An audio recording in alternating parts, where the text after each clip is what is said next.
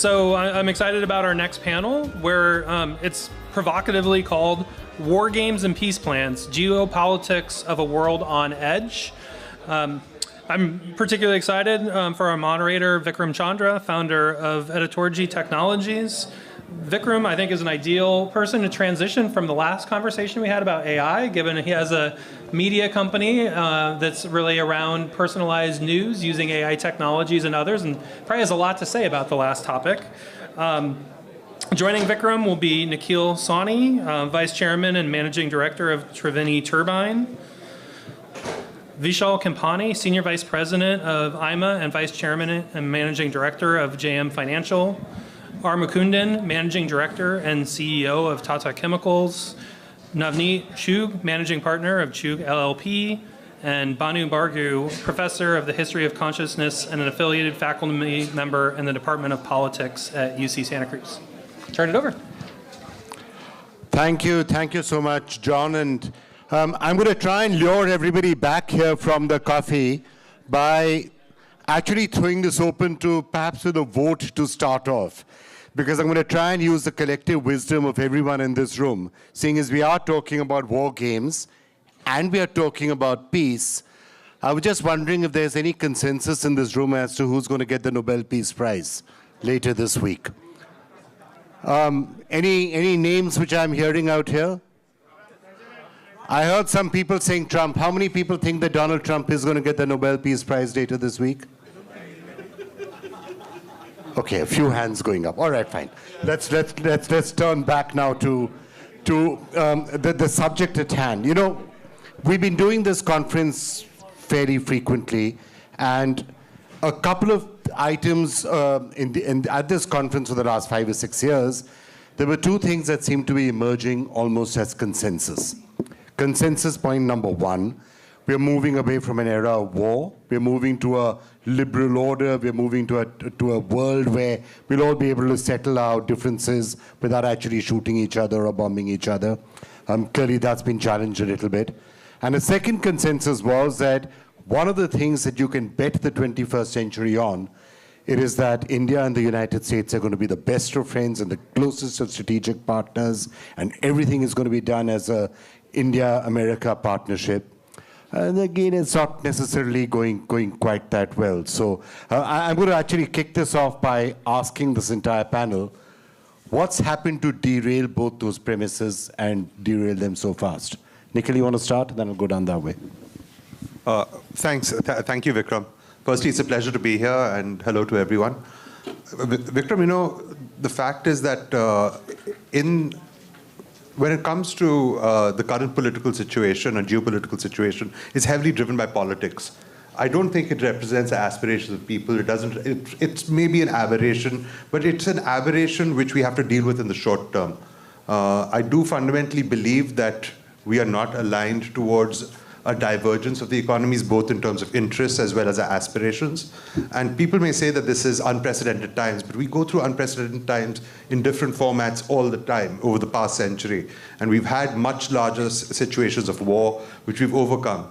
I think, as other panels have said it, we share certain values, and especially when you look at it from a people-to-people connect, we know that over the course of generations and over the following years, that things will fall into place. Ultimately, democracies represent the aspirations of their people.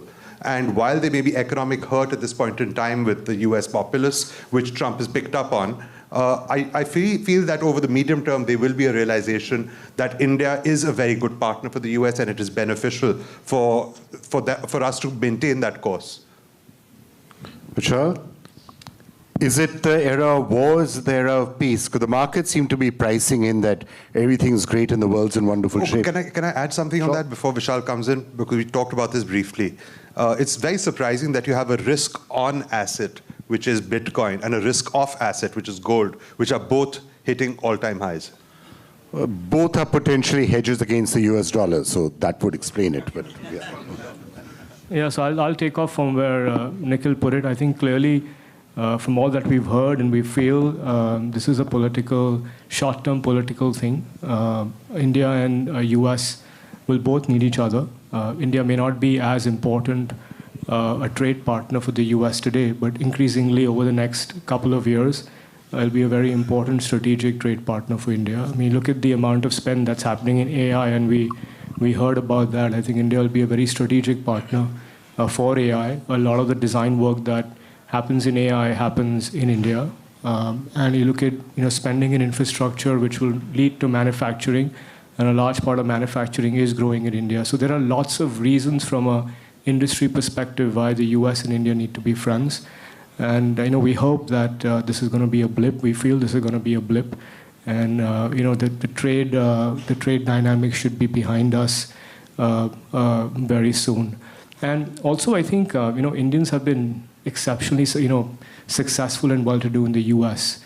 And again, the values which the Indians have is based on hard work, based on a very strong culture.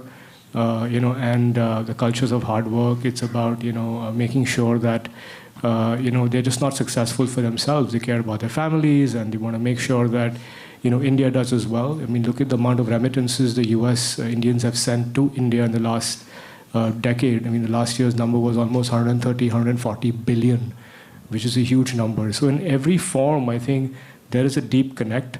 And as Nikhil said, and we heard earlier, this should be a blip. Mr. Chugh, in fact, before we come to whether it's a blip or not, the fact is that many in the Indian diaspora here felt that they were very well settled, well assimilated, bit of a model minority, 1-2% of the population, paying 6% of the taxes, founding so many companies, especially here, contributing to jobs. Is there a sense that has changed, or is that still pretty much the way you think most people view it? Whatever's happening between the governments and on social media?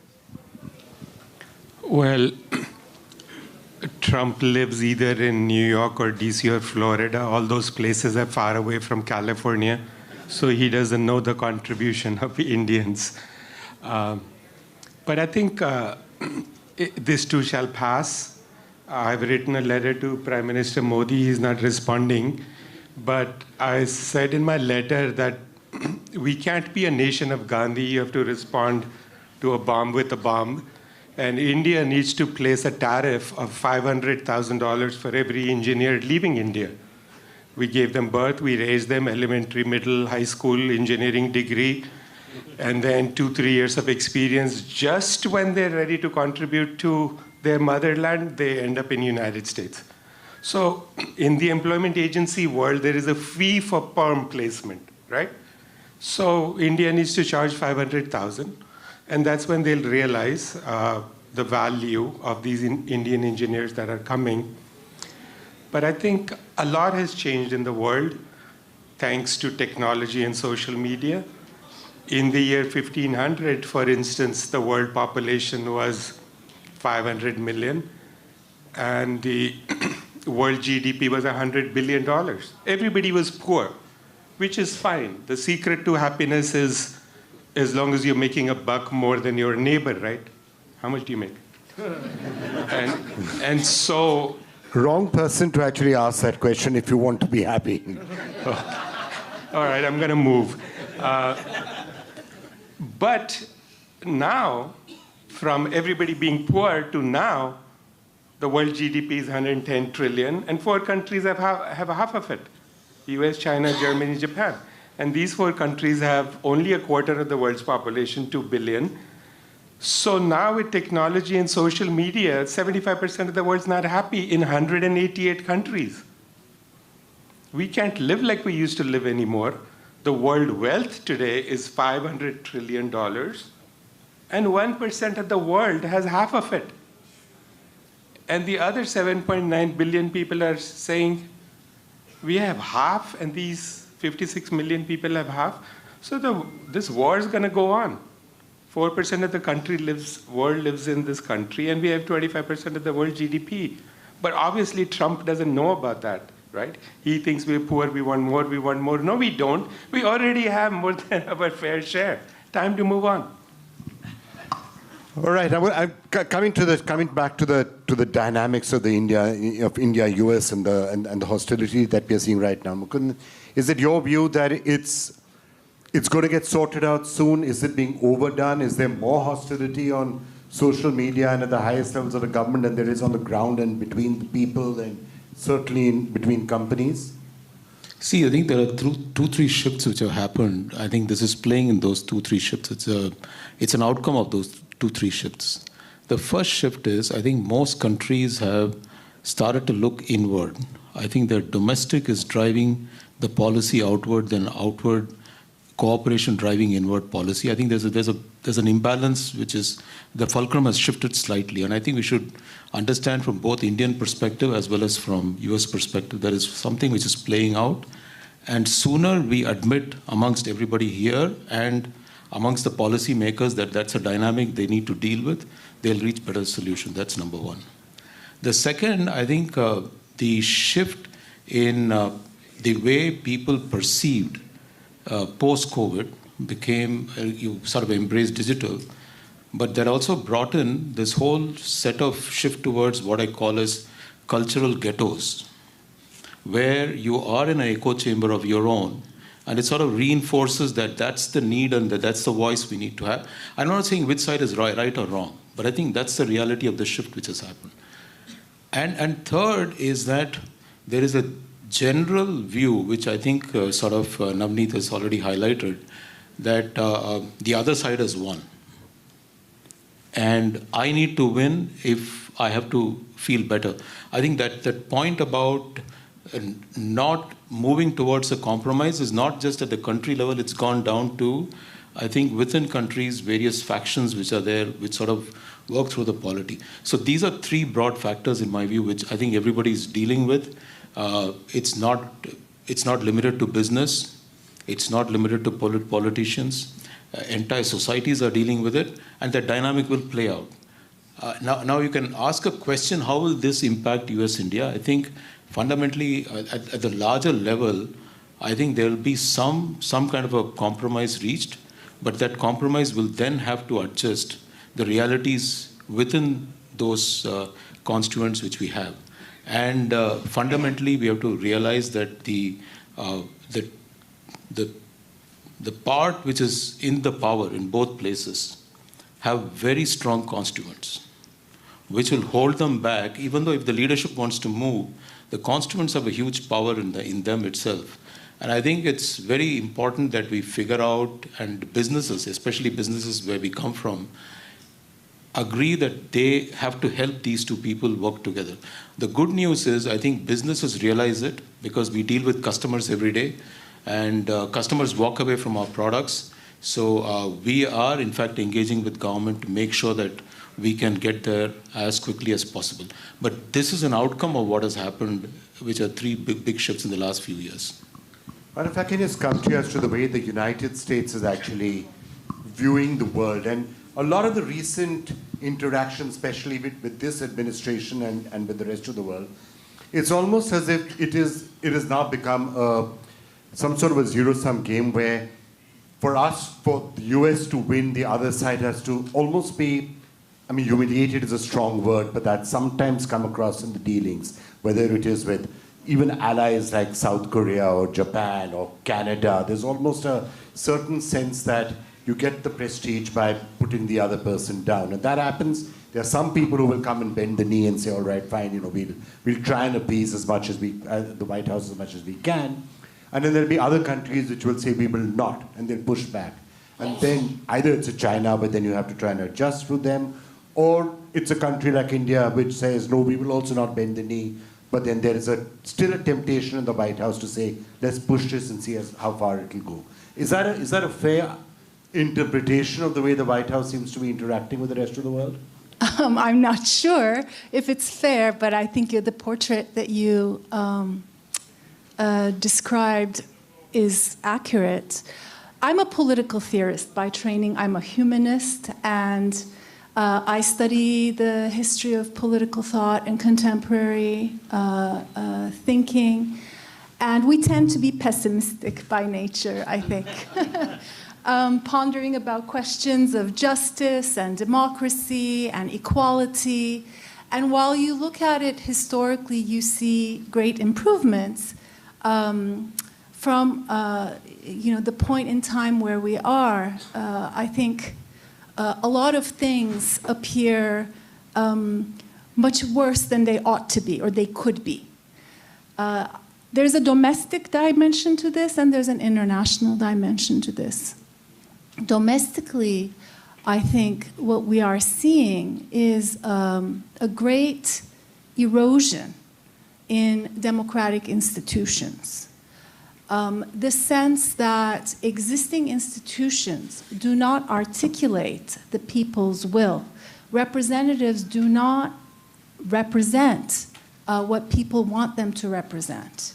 And the accountability and authority of the people being undermined.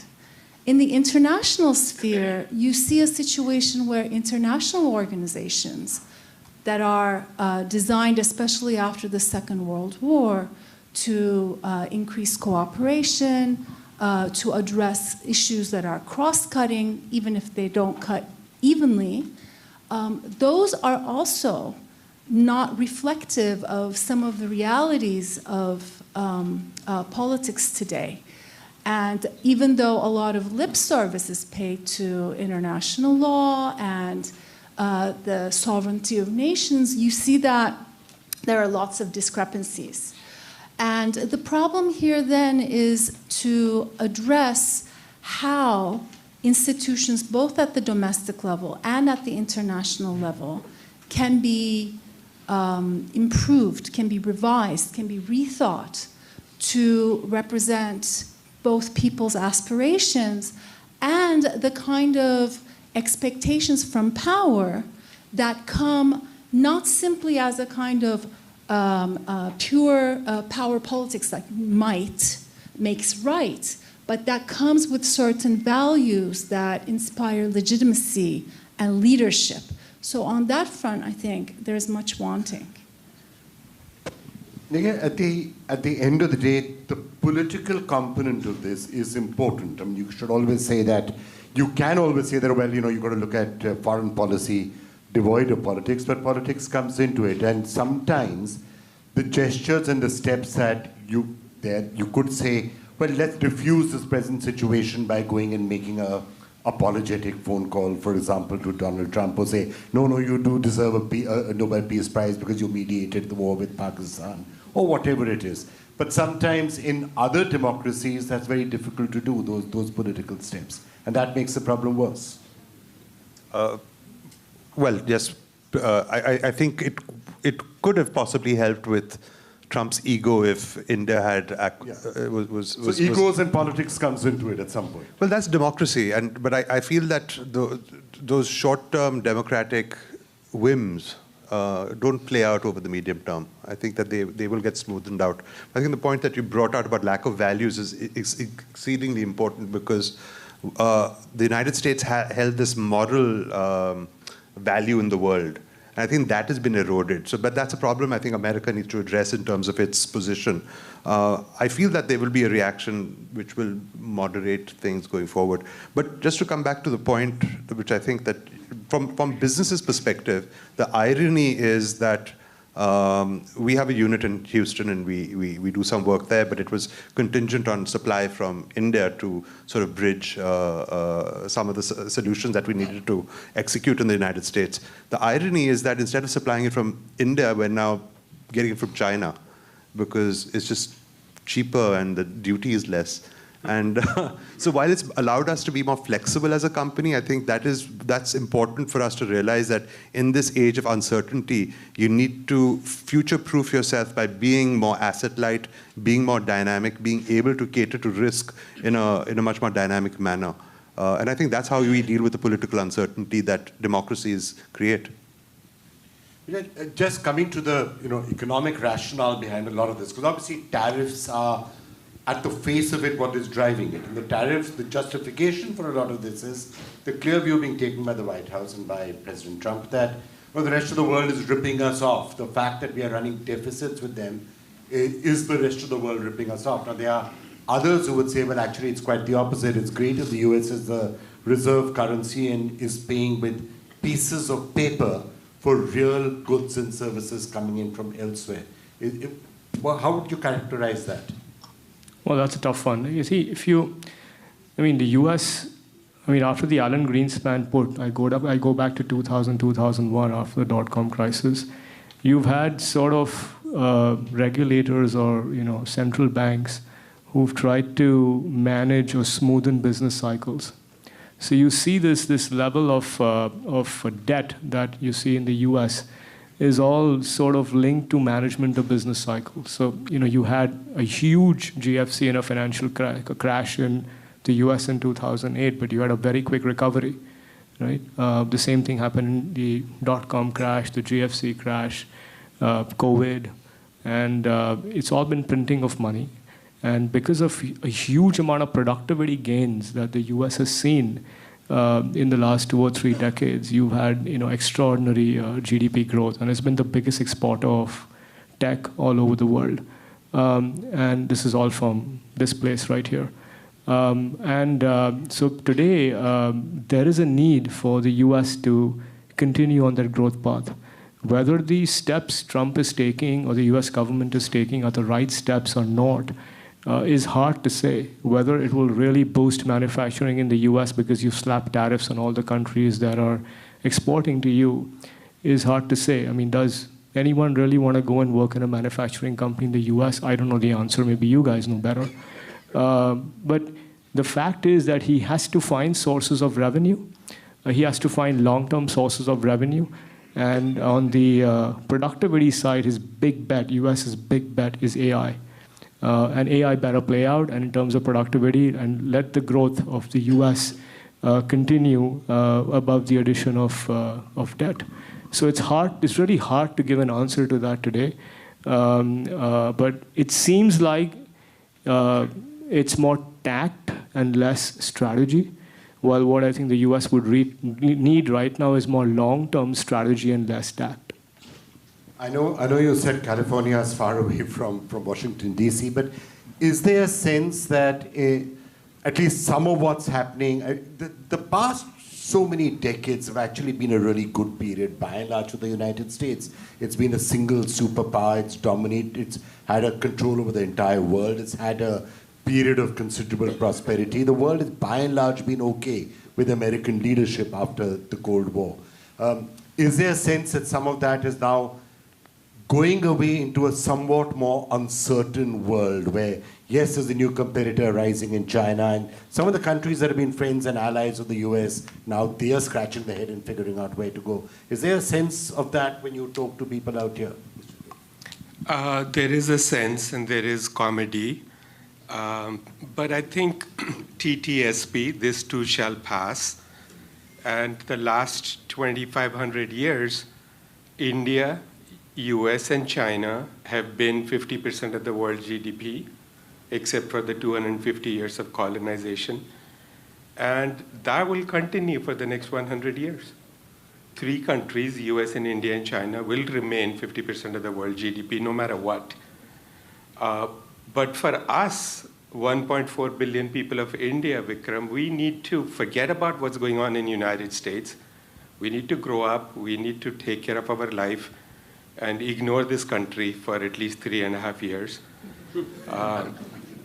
But we have issues. We were the richest country in the world for 1,750 years, and we need to get that back.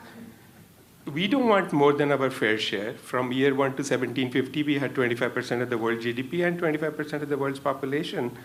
We just want that back. We're 17% of the world's population now, but 5% of the world's GDP. That's a loss of $12 trillion per year, $1 trillion per month. That we're making it happen. We can blame the world or we take responsibility, but we need to fix it. The dive down from 1750 to 1991, where we lost 25% of world GDP to became 2.5%, the dive down was 241 years. The climb back up must happen faster. And this group right here, if you, 1,000 years from now, people are gonna say, who made the climb back up happen? This group, look at yourself. We need to make that climb back up happen, and it's not that difficult. It's very easy if you think about it, if we let it happen. You can ask the 100 smartest people in the world, to get together and come up with 10 solutions on how do we get back to our share of the world GDP, 17%. It's not that difficult, but we need to do it. And this disruption, this distraction will cost India a truckload of money. Maybe it's being done on purpose, but we cannot pay attention to anything that's happening in the United States. When I go to India, it feels like I'm in the 51st state of United States. Front page of every newspaper in India, your television show, Vikram, is talk about United States. Every day I see pictures of Jennifer Lopez in Times of India. What's going on? All right. I mean, I haven't actually done a TV show in a long, long time. But the point, actually, it's very interesting you said that, because what we have been talking about the podcast for the last 5 weeks running is almost exactly what you said, that focus on what India needs to do. And let me get you in, Mr. Mukhandan, on that particular note, because there is a strong view in India, in fact, which is somewhat echoing what he said, that forget about the US just for the moment, because why has India not reacted that much to the tariffs? Why has India not been calling up the White House and running? Because a lot of people feel that, all right, exports to the US are X amount. A certain number of industries will get hurt, textiles, gems, and the rest of it. But maybe this crisis is the time for India to fix some of the problems that are there, do the next generation reforms that are there, get growth moving faster. A lot of those internal things can be done. Don't waste a good crisis. Do some of that and you can actually grow much faster. Actually, to his point, from 1991 to here, it's been like 30, 34 years. India has actually gone back from 20th in the world in GDP to about 4th, right? I mean, to 4, and maybe we'll move faster if you can take advantage of this crisis. So, Vikram, I think we should take advantage of the crisis. I agree with you. But I think it's not either or, in my view. It's not abandon the West and embrace yourself internally and then focus internally. I think that's then falling into the same paradigm which you want to avoid. So to a large extent, I think what the government has done in terms of focusing on fixing its tax system, fixing its whole ease of doing business, cost of doing business, and a lot more needs to be done, as Sunil highlighted. I think we should continue that journey. Continue and, in fact, speed up, accelerate the journey, because if you really look, what are we competing with? It is not with United States. This happens to be free market like us. Actually, we are also competing with a very structured competitor who has got a very structured approach to the way they do business, China. We don't live in a world which is in vacuum. And I think if we don't prepare ourselves for the big competition is going to unfold in future, I think we'll not win. And this is not about one or another. And we will cooperate with China too. I can tell you that. I mean, in my view, I think we must be, as we said, multi-aligned, multi-focused, but internally strong. So what do we need to fix? I think we need to fix the ease of doing, cost of doing business. We need to fix our education. A lot more needs to be done. If you look at top 100 universities, at least 20 should feature from India. We need to fix our healthcare, because I think it's not just healthcare for all, but also higher standards of healthcare. So there are lots of other issues we need to fix. Having said that, I think we need to engage. We need to find out what are the points of friction and address them with each country which matter. I don't think you need to go down to pinpoint on 170 countries in the in the UN to deal with it. But at least with the top 6, 7, 8 countries, you just cannot ignore the fact that you need them as partners in progress. And definitely, US being the largest country, it's a biggest partner in progress for India. And likewise, at some point, I think every other country will go through this churn, addressing internal and focusing external. So I think we are at a good moment. I think it's sort of shaken us from a slumber that somehow we will get to the top on our own, because the sail, wind is in our sail, because US wants somebody which is going to be anti some other country. And we've been always saying, in fact, within Tata Group, we've always been saying this, that it is not China plus one. For us, it is India plus one. We have to be plus one to everybody. We have to be India acting as plus one to US, India acting as plus one to China, India acting as plus one to EU. We must partner with each one of them individually, and we should not bother about what other interests they have, what other issues they have. So I think we're doing the right thing. Our External Affairs Minister has set out the policy right, and I think we need to follow through. And the response of the Indian government by not falling into what I think the media is doing. He spoke about the media which only shows Jennifer Lopez, but I think that's not what we are interested in. I think the government has been saying, listen, I think we need to have a quiet diplomacy. Diplomacy is not negotiated in media. And I think even businesses, we do track too, we are not going in the media and talking about it. We are engaging with people who matter and giving them the solutions which matter. We know what the friction points are, and they have to be overcome. And hopefully they will. When we're looking at the path ahead, I think there is still a sense that it's a very different world, because perhaps more than any time in the recent past, there seems to be a perception that might is right in the world order today, whether it is Russia and Ukraine, whether it's what's happening in the Middle East, whether it's happening. So the big, strong, powerful countries will get their way. Build your national strength. If you have got a big economy and you've got a big military, you'll get your way. And if you don't have that, it's going to be very, very difficult for you. Is that the way you see the global order going in the world heading? So I cannot beat the invocations of Jennifer Lopez in my answer, but, and I remember this little anecdote that her dress, the green dress, was one of the most Googled photos ever. But I want to invoke, to answer your question, I want to invoke a different image. And this was the image that was taken by the astronauts on Apollo 8. The space investments of India were invoked in the previous panels today, and maybe it also circles back to that. In 1968, this image that was transmitted showed what is called the Earthrise, from the desolate surface of the moon, seeing the planet Earth in full color and glory rise. And the astronaut Jim Lovell is reported to have said to Mission Control, "The Earth from here is a grand oasis in the big vastness of space." Why I invoke this image? It's because I think by seeing the planet Earth from an external perspective for the first time, I mean, there are some previous pictures, but that became the iconic one. I think there happened a big shift in a kind of consciousness. I would say it's the emergence of a kind of planetary consciousness. It's very new. I mean, 1968, it's not very long ago. But I think that's a momentous shift, and we're still grappling with the effects of that. How to be of different communities, of different ethnicities, of different religions, of different nations, and yet have this sense that we belong to the same planet.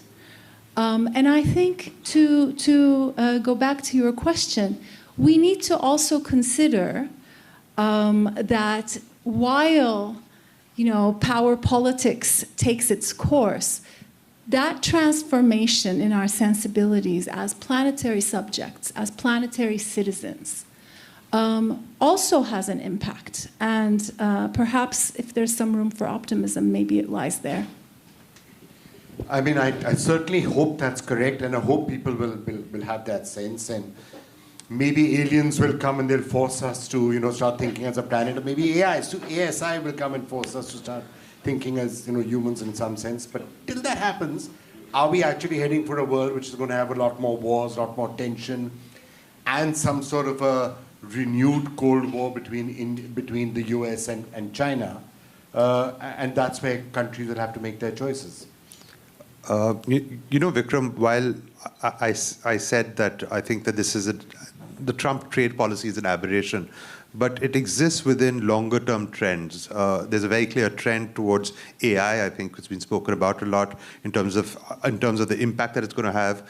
There's also a very clear trend towards a greater degree of sustainability and climate change, etc. I know that this current administration doesn't have a clear view on that, but you can see that in the actions of countries where the importance of independence, of any policy, independence, security, and sustainability.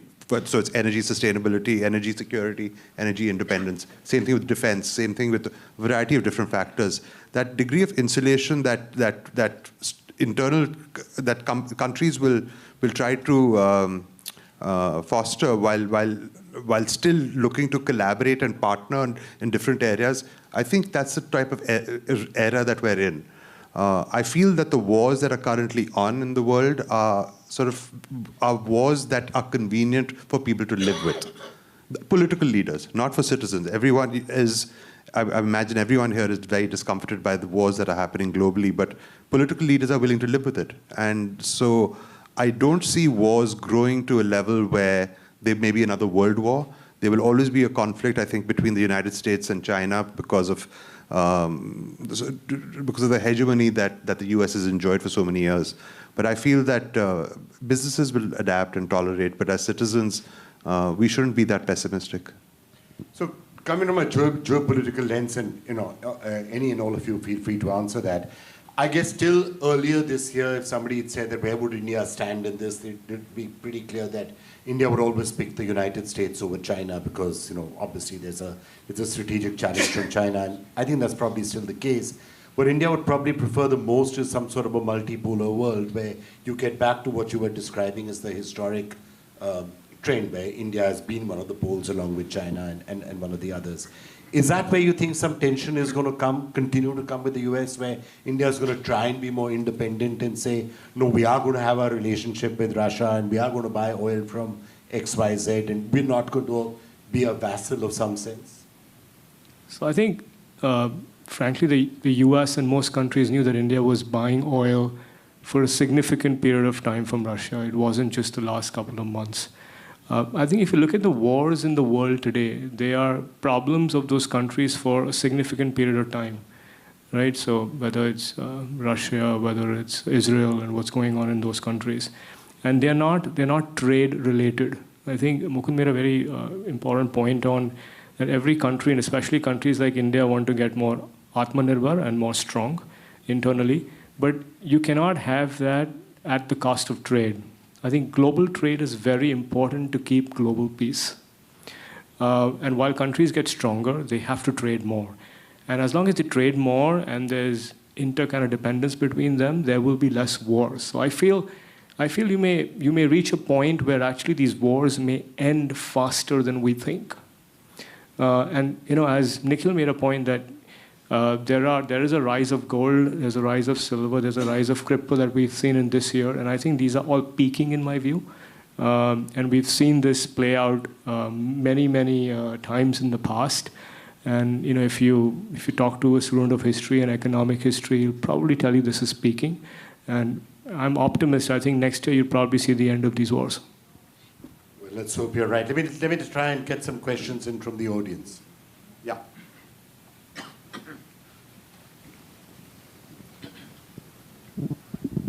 Amazing conversations.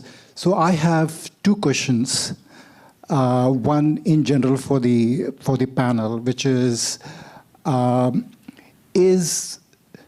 easiest off-ramp from this logjam is a candid conversation between the two leaders? And I think it is, but I might be quixotic. And the second question is really for Navneet. So Navneet, when you mention that India's GDP was possibly two-fifths to half of the world for a long time, it's because of the golden roads that ran from India to West first, and then from India to the East first. So if we actually close India, do you think we can regain that particular position? So I agree with Mukundan that we need to actually establish good trade relations with all the countries around. So I wanted to get your reaction to that. You want him to go for the second? I'll go for the first and give the mic to him. Yeah. So I think, we are sitting outside. We don't know what's happened inside. We are speculating. And I think we are using words which are very strong, even in this room, which are only increasing the temperature. For example, I heard someone use a term vassal. I mean, nobody is nobody's vassal. I think these are sometimes conversations which are going on, and I think we are interpreting the way we need to interpret, because someone feels hurt, someone feels that's absolutely fine. I think these things happen. In my view, I don't think that's really, I think where we are, in my view, I have a different view, is because of candid conversations. It has been on the table. These are not hidden. The red lines are known. And I think there's a problem in overcoming the red lines, pushing each other. I think this is absolutely fine in a negotiation. I mean, I have seen, you pick a company in Bay Area when they negotiate with each other. I mean, you go and look at the biggest company, which starts with A. The founder of that company, how he treated some of the other companies. It's all up there. So I think this is part of the way the progress happens, because there's a perception that where I fit in and where you fit in are different. And I think we should not lay too much emphasis. But I think everyone knows what the limits are. And for India especially, I think the issue is like this. I think going back to the point which Vikram raised, I think we have a neighborhood and we have a bunch of neighbors. We can't just not have a good act with them at all. I think that's a given imperative. The second imperative is that I think we have got a long-standing relationship with at least one country in Europe who may have colonized us, but we can't now live in the whole misery, why did you colonize? No, we got to use them as a pathway to progress. And third, I think we have had a deep cultural ties, at least the southern part of India where I come from, with entire ASEAN and further down right up to Korea. So we can't forget those cultural pieces, right? And lastly, I think we also cannot but reach out to this part of the world, which actually somebody found looking for India. So end of the day, I think it's very clear that we have to tie ourselves. But these are parts of the conversation which will carry on. I mean, you go and look at the way, I think if you look at this is humiliation or whatever, I think when Indira Gandhi came here to seek help, and the way Nixon treated her, if the social media was alive today, I think in India there would be riots, total riots. But I think there was no social media then. I think we are giving it too much of a importance than what it is due. These are things which leaders do when they negotiate with each other, but now they're in public view, and we are aghast. But this happens in families, I can tell you. Go home, you'll see that. Well, I think Columbus was headed to India in 1492 for a reason, right? And we have to think about those reasons. And I think India should trade with all 192 countries in the planet. We need to get back to 17% of the world GDP, no matter what. If we need to bomb other countries, we need to bomb other countries. Does not matter. The US didn't. I'm not entirely sure how that gets you to 17% GDP. I was just about to answer that. The US didn't become #1 country in the world without bombing countries, right? And so. But if I add to that, the US got to become the strongest military power in the world because of Silicon Valley. Because if US didn't have the chips to actually fire accurately, like they lost the Vietnam War, they won the Persian Gulf purely because of Silicon Valley, and that edge is still there in the US. So it's foolhardy to think that India will be able to bomb its way or get to the 17% GDP growth. India also has its own share of issues. And At least that woke up everyone. Yeah. So India will deliver when pushed to a wall. It has a track record of doing better when pushed to a wall. But partnership with the US is important, it's critical, and it should get resolved. I think we almost out of time. 2 more questions. Yeah, first you. Yeah. We're here. Yeah. So, one issue which is not covered is the financial architecture. Navneet made a point, we should ignore what's happening here and then focus on India. But, the reserve currency of the world and the financial architecture where we are tied, and also the debt problem in the US is not a go away. And the Plaza Accord of Japan is sort of a warning sign. So, the debt problem here has to be fixed in some form. And so is India going to be part of the solution? How are we going to deal with it? Because we cannot walk away from that problem of the financial architecture. I mean, there are some people who would say that that's a sign for a weak dollar, and what are BRICS going to do? And India has been actually helping the US dollar there in BRICS. Well, yeah. So I think there clearly is a debt problem in the US. I mean, it's very visible. At the same time, the US is a very important growth engine in the world, and it's still being able to grow at a significantly high rate. And it all depends on growth. I mean, as I said, the whole bet. So if you look at the world, there are basically 3 growth engines in the world today, right? There's AI, and then there's global defense spending, and there is a whole new infrastructure needed in many countries, including the US.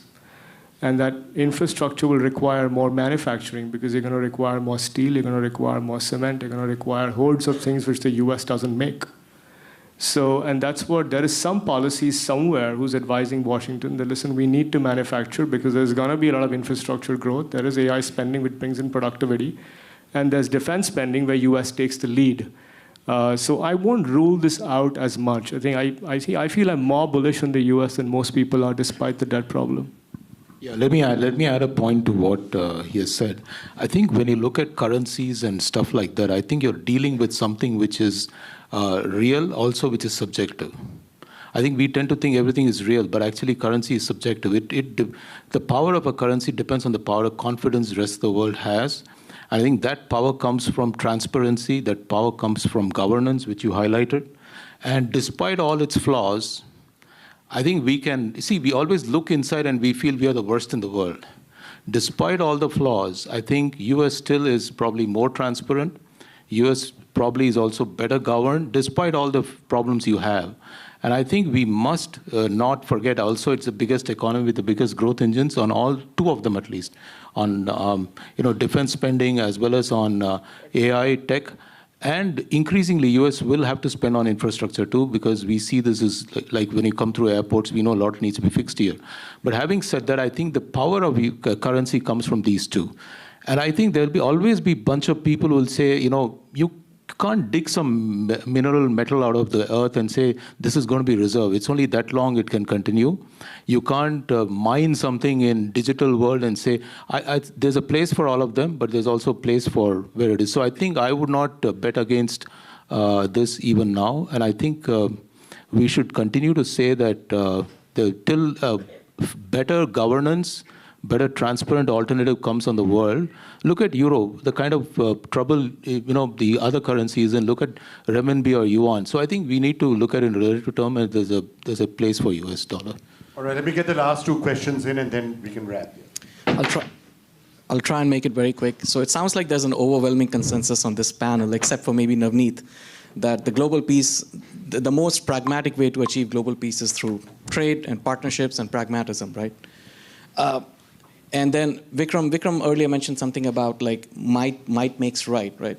So there's a famous school of thought being championed by people like Ray Dalio, which is about the emergence and the subsidence of global powers. First it was the Spanish, and then it was the French, then it was the English, then it was the American 2 centuries, and now it's going to be the Chinese next 1 century. So the idea that they promote is that every time when there's a transition of global power, when there's a shift in center of gravity from one part of the world to the other, the world becomes a noisier place. So my question to the panel, which is at least the members of the panel who are arguing for peace through trade sentiment, like what if trade itself becomes a tool of geopolitical arm twisting? Like how do you expect to achieve exactly peace through what's that? happening right now. So let me address this in a very, you know Indian mythology, right? Yeah. Now, if you look if you come to a religion, there's only one God, you will say, it's by China century, it is going to be US century. But really, we in India used to pantheon of gods. So this is a century of pantheon of countries. So just let me leave it there. Okay, last question. So I'm going to ask an entirely different question. I've been here 60 years. I've seen ups and downs. And our community in US, Silicon Valley, has tried very, very hard to really do well, contribute here. And we thought that we are going to have some political influence. But what is happening, and I don't know what is the right answer, is our leaders are finding it hard to say anything. They seem to be afraid that if they did say something, something very bad could happen to our community. So my question to all of you, what should Indians do who are in leadership positions, whether they are in business, whether they are in any field, healthcare, wherever, what should they be doing? Should they be quiet? So let me have him address it, but let me tell you my view, which is my personal view. If you have taken an oath of allegiance to country, you must work for that country. It doesn't matter where you come from. Okay, so that's my view. I think I don't expect the voices from here to come to our aid. I've taken an oath of allegiance to India. I will work for it. But I expect everyone else who has taken an oath of allegiance to this country to bat for this country. We have religions in this country, but should we not speak up in whatever we So his point is that you can speak about an issue even if you have allegiance, even if your primary allegiance is to the US, if you think it is not in America's interest to be fighting with a close strategic ally like India, you could presumably voice that view. Yeah, but don't expect that, because see, the way you positioned your question is in itself a problematic way. You'll reflect about the way I have an origin in a country, and because of my origin, I must fight for where I come from. No, that's the way. I would rather not say that. I would say that if you feel a cause is just, irrespective of which country against whom the issue is, I think you should fight for just cause, in my view. It does not matter. Perfect. Go ahead.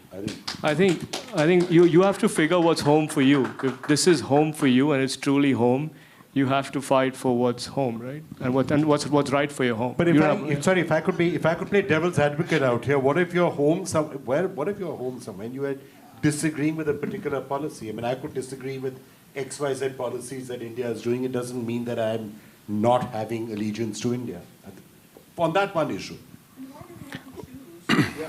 Well, I think Columbus was looking for India and found US. So from an intellectual property point of view, everything in this country belongs to India. All right, fair enough. Are you going to go and tell that to Jensen Huang, or should I? Well, I think he's got a right point, and I know why he's saying it, because the big Indians in town aren't saying anything. They can't, because they have a duty to their shareholders. So if these guys stand up and say something, then billions of market cap will be lost. But they're leaving vacuum for retired people like you to say. There you go. Thank you all so much for a really, really lively session. Let's see where Thank you.